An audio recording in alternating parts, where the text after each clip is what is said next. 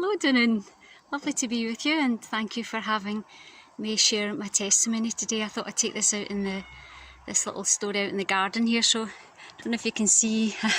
It's nice and snowy, lovely snowy, lovely afternoon. So anyway, I thought that would be nice. So yeah, my story of my conversion takes place in Argyllshire of all places, and I think the Lord arranged that for me because I love Argyllshire. Both my parents are from Campbelltown, and I know that road so well. Used to get the steamer from the Ayrshire coast out through over Arran into Campbelltown Loch as a child, so nice happy memories there too. So yeah, so I was very familiar with Campbelltown, spent lots of holidays there. So during one of the holidays there I came to hear the gospel, really, although I didn't realise that at the time. But what had happened was I was really brought up in a really nice, loving family, and not strongly Christian, but just kind of church going type folks, and was baptised as an infant, christened rather, and went to Sunday school and did all these things, and always really believed in God.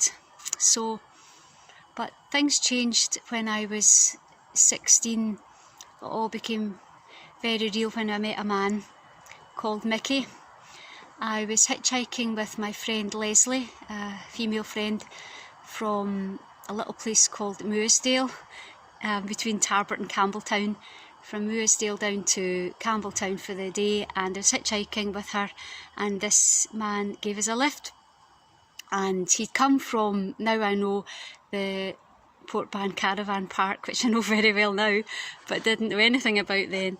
And he started telling us how he had met Jesus in Zambia or somewhere like that when he was a bit of a hippie, and we just thought, aye, very good. And I thought he was, I'll just be polite because he's taking us to Campbelltown for nothing. So, but he told us how he'd met Jesus, and those words struck me. I thought, how can you meet Jesus? Because Jesus is dead.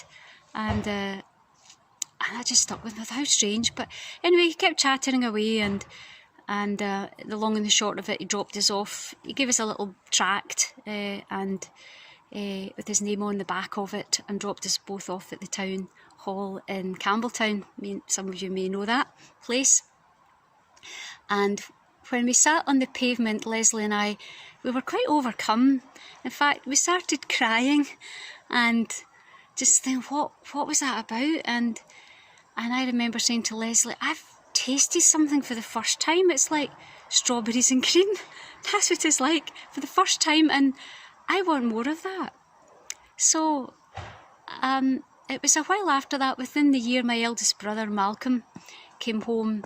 He was about 18, and he told us all, announced to the family he'd been born again, and we thought, oh aye, very good, art student, 1 week you're this and the next week you're that. But it's sort of changed in Malcolm's life, and he invited me along to this crusade. I'd never heard the word crusade, never heard the word evangelist, meant nothing to me. And it was I remember it was on a Monday night in the Kelvin Hall, 1979, Lewis Palau Crusade. And I got there on the Monday night thinking, goodness, what are all these people doing at church on a Monday? This is a bit crazy.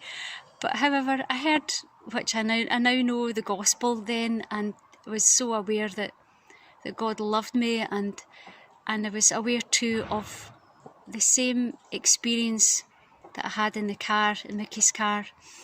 The same feeling was in that building, and it was the Holy Spirit. And so I really responded to the gospel as a 17-year-old then, and gave my life to Christ, invited Christ into my heart, just was overwhelmed by a sense of love, and that's kept me for over 40 years now. I kept in touch with Mickey and told him that I'd been born again, and that was lovely. So we corresponded for many years, and kind of lost touch over the years, as you do.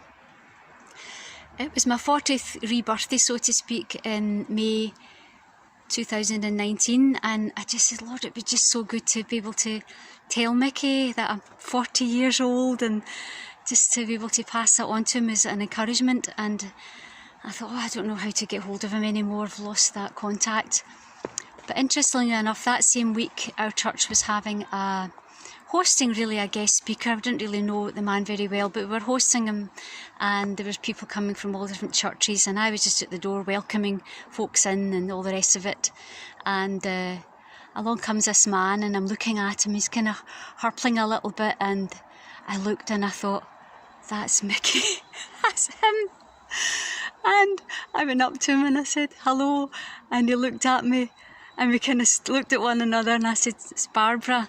He says, yes, I thought so. And we just embraced one another, and I was able to just say, Mickey, this week I've turned 40, and look what God's done. You're here to celebrate that with me. Isn't that a wonderful thing? And we took a photograph, someone took a photograph of us, and that's actually the person on my WhatsApp picture is Mickey.